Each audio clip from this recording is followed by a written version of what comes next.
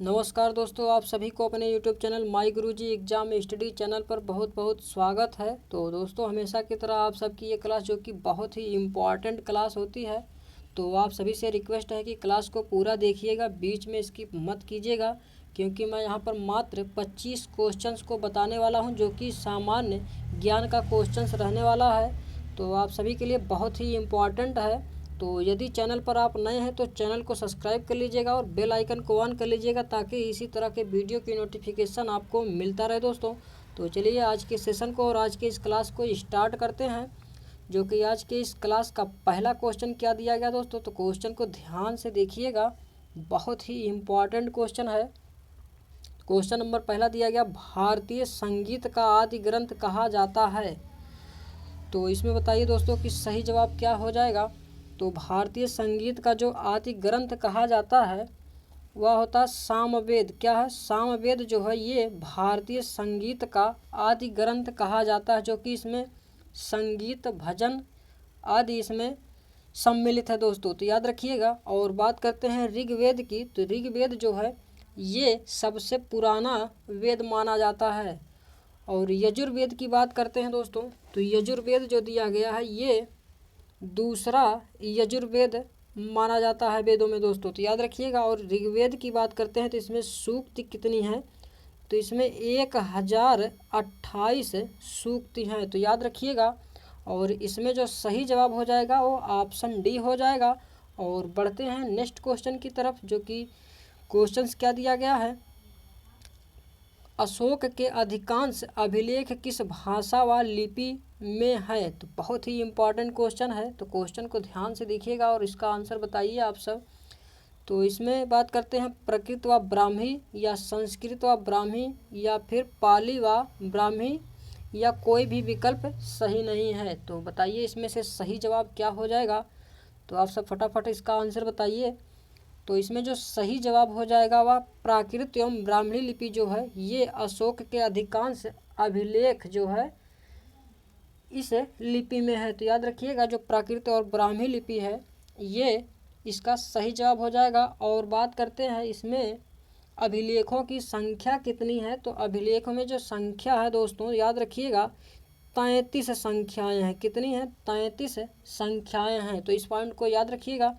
और बढ़ते हैं नेक्स्ट क्वेश्चन की तरफ, जो कि क्वेश्चन क्या दिया गया, किस ज्वालामुखी में अक्सर उद्गार होती है। तो बहुत ही इम्पोर्टेंट क्वेश्चन है। तो किस ज्वालामुखी में अक्सर उद्गार होती है। तो जागृत ज्वालामुखी, प्रसुप्त ज्वालामुखी, मृत ज्वालामुखी या फिर शांत ज्वालामुखी। तो आप सब बताइए इसमें कि सही जवाब क्या हो जाएगा। तो इसमें जो सही जवाब हो जाएगा, जो कि जागृत ज्वालामुखी जो है ये अक्सर उद्गार होती रहती है। तो याद रखिएगा, इसमें जो सही जवाब हो जाएगा वो ऑप्शन नंबर ए जो दिया गया है ये बिल्कुल सही जवाब हो जाएगा दोस्तों।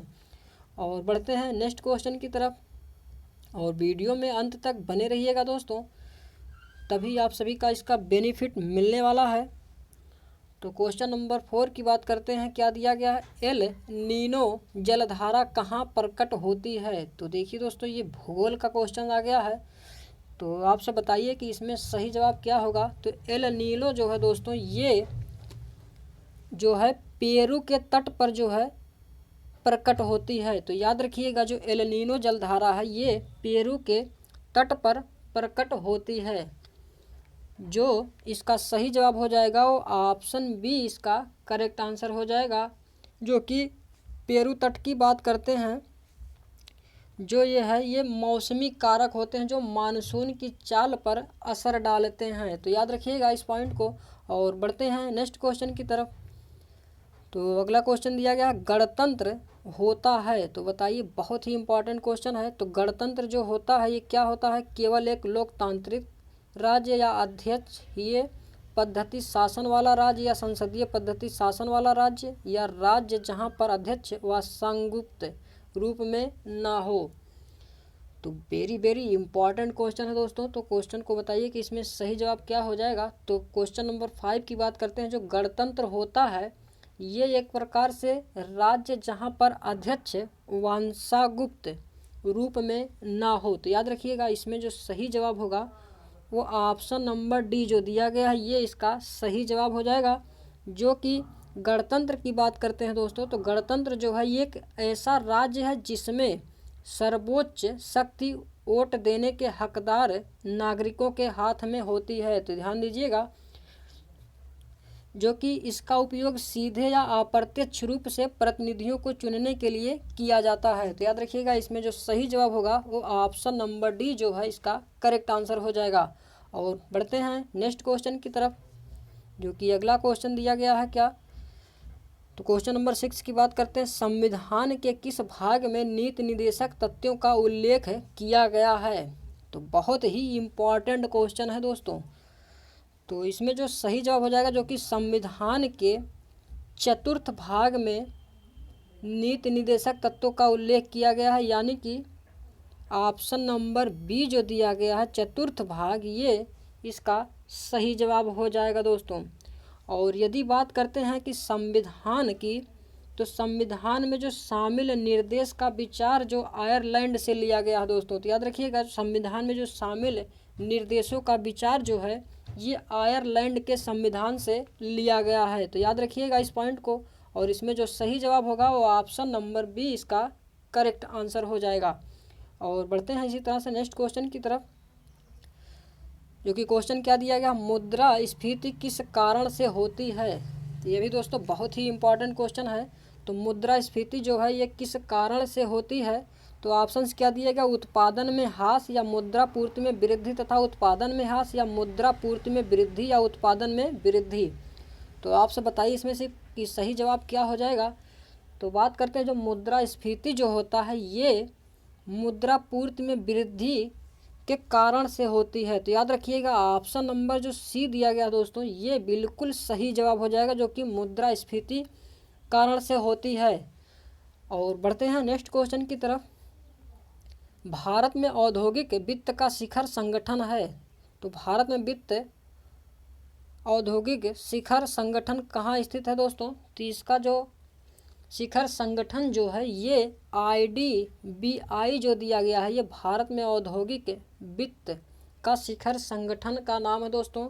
और बात करते हैं जो कि भारतीय, जो कि IDBI का जो नाम होता है वो भारतीय औद्योगिक विकास बैंक होता है। तो याद रखिएगा इसका जो सही जवाब होगा वो ऑप्शन नंबर ए इसका सही जवाब हो जाएगा। और बढ़ते हैं अगले क्वेश्चन की तरफ दोस्तों। तो क्वेश्चन क्या दिएगा, आइसोटोन होते हैं। तो आइसोटोन जो होता है ये किसे कहा जाता है। तो क्या दिया गया, समान संख्या में प्रोटॉन, समान संख्या में न्यूट्रॉन, समान संख्या में न्यूक्लियस, या कोई विकल्प सही नहीं है। तो बताइए इसमें से सही जवाब क्या हो जाएगा। तो आइसोटोन की बात करते हैं दोस्तों, तो ये जो होता है ये एक नाभिक होते हैं जिनमें न्यूट्रॉन की संख्या समान होती है। तो याद रखिएगा जो कि इसमें सही जवाब क्या हो जाएगा, वो ऑप्शन नंबर बी जो दिया गया, समान संख्या में न्यूट्रॉन जो है ये आइसोटोन होते हैं। तो याद रखिएगा इसमें जो सही जवाब होगा वो ऑप्शन नंबर बी इसका करेक्ट आंसर हो जाएगा। और बढ़ते हैं नेक्स्ट क्वेश्चन की तरफ, जो कि क्वेश्चन नंबर 10 दिया गया है, अम्लीय घोल का pH मान होता है। तो बहुत ही इम्पॉर्टेंट क्वेश्चन है जो कि एग्जाम में पूछा जा सकता है। तो ध्यान दीजिएगा दोस्तों, जो अम्लीय घोल का pH मान होता है ये क्या दिया गया, ऑप्शन 7 या 7 से कम, 7 से अधिक, या फिर 14। तो बात करते हैं जो अम्लीय घोल का pH मान होता है ये एक प्रकार से जो हो जाएगा से 7 से कम हो जाएगा। क्या हो जाएगा, 7 से कम जो होता है ये अम्लीय घोल होता है।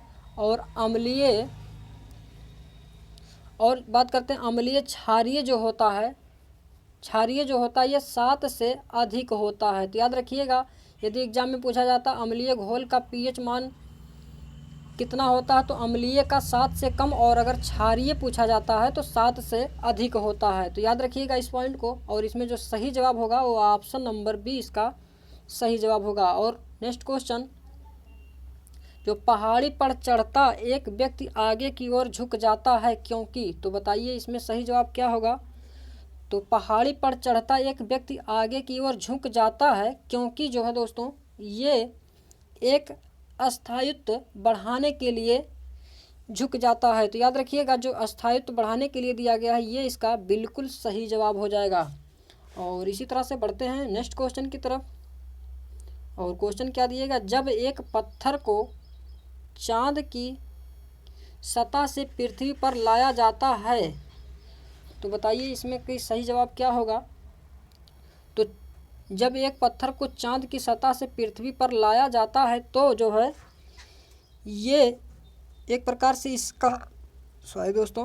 इसका भार बदल जाएगा परंतु द्रव्यमान नहीं बदलेगा। तो याद रखिएगा इसमें जो ऑप्शन नंबर बी जो दिया गया है ये बिल्कुल सही जवाब हो जाएगा। तो इसमें जो सही जवाब होगा वो ऑप्शन नंबर बी हो जाएगा। और अगला क्वेश्चन देखते हैं और क्वेश्चन को ध्यान से देखिएगा जो कि क्वेश्चन नंबर 13 दिया गया है। निम्नलिखित में कौन एक सही मायने में फल का उदाहरण नहीं है। तो बताइए जो फल का उदाहरण कौन सा नहीं है। तो ऑप्शन दिया गया सेब, अमरूद, आम। तो इसमें ऑप्शन नंबर डी जो दिया गया बिल्कुल सही जवाब हो जाए जो कि टमाटर जो है ये फल का उदाहरण नहीं है। तो बिल्कुल आसान क्वेश्चन था दोस्तों। और अगला क्वेश्चन जो वायु एवं जल की क्रिया द्वारा भूमि का कटाव कहलाता है तो बहुत ही इंपॉर्टेंट क्वेश्चन है दोस्तों। तो इसका बताइए कि सही जवाब क्या होगा। तो वायु एवं जल की क्रिया द्वारा भूमि का कटाव जो कहलाता है वह कहलाता है अपर्दन कहलाता है। क्या कहलाता है, अपर्दन जो है ये वायु एवं जल की क्रिया द्वारा भूमि का कटाव कहलाता है। और यदि बात करते हैं दोस्तों कि अपर्दन क्या होता है तो अपर्दन की बात करते हैं ये जो होता है ये भूमि के कणों का अपने मूल स्थान से हटने एवं दूसरे स्थान पर एकत्र होने की क्रिया को भूक्षरण या फिर मृदा अपर्दन कहा जा सकता है। तो ध्यान दीजिएगा दोस्तों इस पॉइंट को। और इसमें जो सही जवाब होगा वो ऑप्शन नंबर ए इसका सही जवाब होगा। और अगला क्वेश्चन जो दिया गया रेशम पालन कहलाता है तो बहुत ही इम्पॉर्टेंट क्वेश्चन है। तो रेशम पालन कहलाता है दोस्तों वह कहलाता है सेरीकल्चर। क्या कहलाता है, सेरीकल्चर जो है ये रेशम पालन कहलाता है। और यही बात करते हैं दोस्तों एपी कल्चर जो दिया गया ये किससे संबंधित है। तो एपी कल्चर जो है तो ध्यान दीजिएगा एपी कल्चर जो है ये मधुमक्खी पालन से हो जाएगा। किससे हो जाएगा, मधुमक्खी पालन से हो जाएगा। तो इसको याद रखिएगा। और यदि बात करते हैं पीसी कल्चर की तो पीसी कल्चर किससे संबंधित है। तो पीसी कल्चर जो है ये मत्स्य उत्पादन से संबंधित है। किससे है, मत्स्य उत्पादन से।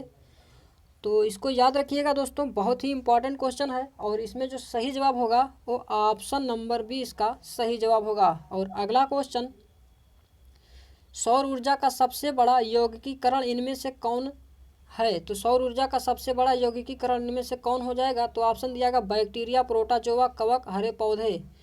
तो इसमें जो सही जवाब हो जाएगा दोस्तों वह क्या हो जाएगा, जो हरे पौधे दिया गया है दोस्तों ये सौर ऊर्जा का सबसे बड़ा यौगिकीकरण हो जाएगा। तो याद रखिएगा इसमें जो सही जवाब होगा वो ऑप्शन नंबर डी इसका करेक्ट आंसर हो जाएगा। और नेक्स्ट क्वेश्चन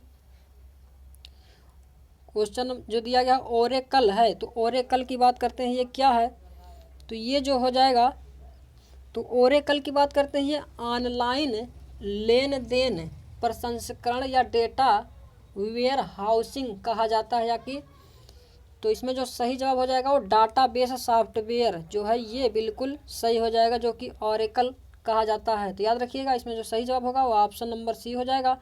और नेक्स्ट क्वेश्चन जो कि क्वेश्चन क्या दिया गया है, रग्बी फुटबॉल में प्रत्येक पक्ष में खिलाड़ियों की संख्या कितनी होती है। तो बहुत ही इम्पॉर्टेंट क्वेश्चन है दोस्तों। तो इसको ध्यान दीजिएगा। तो रग्बी फुटबॉल में प्रत्येक पक्ष में खिलाड़ियों की संख्या जो होती है वह कितनी होती है। तो इसमें जो खिलाड़ियों की संख्या होती है वो 15 होती है। कितनी होती है, 15 होती है। और बात करते हैं कि 11 किस में होते हैं दोस्तों, किस खेल में। तो 11 खिलाड़ी जो होते हैं ये फुटबॉल होता है, क्रिकेट हो गया, हॉकी, ये सब तीनों जो खेल होते हैं इसमें 11-11 खिलाड़ी होते हैं दोस्तों। तो याद रखिएगा। और बात करते हैं कि कबड्डी में कितने खिलाड़ी होते हैं। तो कबड्डी में जो खिलाड़ी होते हैं दोस्तों तो वहाँ 7 खिलाड़ी होते हैं। कितने होते हैं, 7 खिलाड़ी होते हैं। तो याद रखिएगा इस पॉइंट को। और इसमें जो सही जवाब होगा वो ऑप्शन नंबर ए हो जाएगा जो कि रग्बी फुटबॉल में प्रत्येक पक्ष में खिलाड़ियों की संख्या 15 होते हैं। तो याद रखिएगा। और अगला क्वेश्चन जो दिया गया, अरुंधति राय को किस पुस्तक के बुकर पुरस्कार प्राप्त हुआ था? तो बताइए, जो अरुंधति राय को किस पुस्तक के बुकर पुरस्कार प्राप्त हुआ था? तो अरुंधति राय की बात करते हैं तो इनको जो पुरस्कार मिला था दोस्तों, the God of small things जो है, ये इनको पुरस्कार प्राप्त हुआ था दोस्तों। तो याद रखिएगा, इसमें जो सही जवाब होगा वो ऑप्शन नंबर सी हो जाएगा। और यदि बात करते हैं कि the God of small things जो है, ये इनको कब मिला था दोस्तों? तो इनको जो मिला था ये पुरस्कार 1997 में, कितने में? 1997 ईस्वी में इनको बुकर पुरस्कार प्राप्त हुआ था दोस्तों। तो याद रखिएगा, इसमें जो सही जवाब होगा वो ऑप्शन सी हो जाएगा। और बढ़ते हैं नेक्स्ट क्वेश्चन की तरफ। और दोस्तों, अगर वीडियो पसंद आ रहा हो तो एक एक लाइक करते हुए चलिएगा। और इसमें जो सही जवाब हो जाएगा वो बताइए दोस्तों। तो क्वेश्चंस की बात करते हैं। कर्नाटक के राष्ट्रकूट साम्राज्य का वह सर्वाधिक शक्तिशाली शासक कौन था जिसने बादामी के चालुक्यों को पराजित किया था? तो इसमें जो सही जवाब हो जाएगा, जो कि कर्नाटक के राष्ट्रकूट साम्राज्य का वह सर्वाधिक शक्तिशाली शासक जो था दोस्तों, वह कौन था? तो हरिहर नहीं होगा, दंती दुर्ग होगा। क्या होगा? दंती दुर्ग जो है ये बादामी के चालुक्यों को पराजित किया था दोस्तों। तो याद रखिएगा, इसमें जो सही जवाब होगा वो ऑप्शन नंबर ए हो जाएगा। और अगला क्वेश्चन, जो कि क्वेश्चन क्या दिया गया, ट्रायोड बल्ब का आविष्कार किसने किया था? तो ट्रायोड बल्ब का आविष्कार जो किया था दोस्तों, इसमें जो सही जवाब हो जाएगा वो ली डी फॉरेस्ट जो है ये ट्रायोड बल्ब का आविष्कार किया था। तो याद रखिएगा, इसमें जो सही जवाब होगा वो ऑप्शन नंबर डी हो जाएगा। और बढ़ते हैं नेक्स्ट क्वेश्चन की तरफ, जो कि क्वेश्चन क्या दिएगा, कांगड़ा चित्रकला शैली का संबंध किस राज्य से है? तो बताइए, जो कांगड़ा चित्रकला शैली का संबंध है ये किस राज्य से संबंधित हो जाएगा? तो कांगड़ा की बात करते हैं दोस्तों, ये जो संबंधित है ये हिमाचल प्रदेश से संबंधित हो जाएगा। किससे संबंधित हो जाएगा? हिमाचल प्रदेश से। और यदि बात करते हैं कि कांगड़ा जो है ये चित्रकला जो है ये हिमाचल प्रदेश का एक पूर्व रियासत राज्य है। याद रखिएगा, जो हिमाचल प्रदेश का एक पूर्व रियासत राज्य जो है वो कांगड़ा चित्रकला से संबंधित है। और कांगड़ा चित्रकला की बात करते हैं दोस्तों, तो ये जो है इसमें चित्रकारों ने सब्जी और खनिज निष्कर्षों से बने रंगों का इस्तेमाल करते हैं। तो याद रखिएगा, और इसमें जो सही जवाब होगा वो ऑप्शन बी हो जाएगा। और अगला क्वेश्चन, जो कि क्वेश्चन क्या दिया गया, निम्नलिखित में से कौन सा पुरस्कार खेल कूद के क्षेत्र से संबंधित नहीं है? तो बताइए, जो पुरस्कार जो है वो खेल कूद के क्षेत्र से संबंधित कौन सा नहीं है? तो अर्जुन पुरस्कार की बात करते हैं, द्रोणाचार्य पुरस्कार और ध्यानचंद्र पुरस्कार जो है ये सब खेल कूद से संबंधित पुरस्कार हैं दोस्तों। और बात करते हैं ध्यानचंद्र पुरस्कार जो है ये किससे संबंधित है? तो ये भी खेल से संबंधित हो जाएगा। और बात करते हैं ध्यानचंद्र पुरस्कार जो है ये किससे संबंधित है? तो ये मेजर ध्यानचंद्र से संबंधित हो जाएगा। और बात करते हैं कि खेल दिवस कब मनाया जाता है? तो खेल दिवस जो होता है ये 29 अगस्त को मनाया जाता है। याद रखिएगा, जो खेल दिवस मनाया जाता है 29 अगस्त को मनाया जाता है। और किनके जयंती पर मनाया जाता है? तो मेजर ध्यानचंद्र के जयंती पर मनाया जाता है। तो याद रखिएगा। और इसमें बात करते हैं जो पुरस्कार खेल कूद के क्षेत्र से संबंधित नहीं है, तो नॉर्मन बोरलॉग जो हैं ये खेल कूद से संबंधित नहीं है। और बात करते हैं नॉर्मन बोरलॉग जो है ये किससे संबंधित हो जाएंगे? तो इनको जो है हरित क्रांति का जनक भी माना जाता है, जो कि इसको याद रखिएगा दोस्तों। और इसमें जो सही जवाब होगा वो ऑप्शन डी, जो कि पुरस्कार खेल के क्षेत्र से संबंधित नहीं है, ये हरित क्रांति से संबंधित हो जाएंगे। तो याद रखिएगा। और अगला क्वेश्चन, किस संविधान संशोधन के अंतर्गत बोडो, डोगरी, संथाली और मैथिली को प्रमाणिक भाषा की सूची में शामिल किया गया था? तो इसमें जो सही जवाब हो जाएगा वह हो जाएगा क्या, ऑप्शन नंबर बी जो दिया गया 92वां संविधान संशोधन अधिनियम 2013 जो है, ये संशोधन के अंतर्गत बोडो, डोगरी, संथाली और मैथिली को प्रमाणित भाषा की सूची में शामिल किया गया था। तो याद रखिएगा, इसमें जो सही जवाब होगा वो ऑप्शन बी हो जाएगा। और अगला क्वेश्चन जो कि आज का ये लास्ट क्वेश्चन है दोस्तों, तो क्वेश्चन क्या दिया गया, भूटान का राष्ट्रीय खेल क्या है। तो भूटान का जो राष्ट्रीय खेल है दोस्तों वह क्या है, तीरंदाजी है। क्या है, तीरंदाजी जो है ये भूटान का राष्ट्रीय खेल है। और बात करते हैं भूटान का राष्ट्रीय खेल जो तीरंदाजी है, इसको कब घोषित किया गया था। तो इसको जो घोषित किया गया था तो याद रखिएगा 1971 ईस्वी में इसको घोषित किया गया था दोस्तों। तो इस पॉइंट को याद रखिएगा। तो ये थे आज के कुछ सामान्य ज्ञान से संबंधित मोस्ट इम्पॉर्टेंट क्वेश्चन जो कि बीएड एंट्रेंस एग्जाम के लिए बहुत ही इम्पॉर्टेंट थे दोस्तों। तो आई होप दोस्तों कि वीडियो आप सभी को बहुत ही पसंद आया होगा, और वीडियो पसंद आया हो तो एक लाइक ज़रूर कर दीजिएगा। और मिलते हैं नेक्स्ट वीडियो में, तब तक के लिए जय हिंद, जय भारत, वंदे मातरम दोस्तों।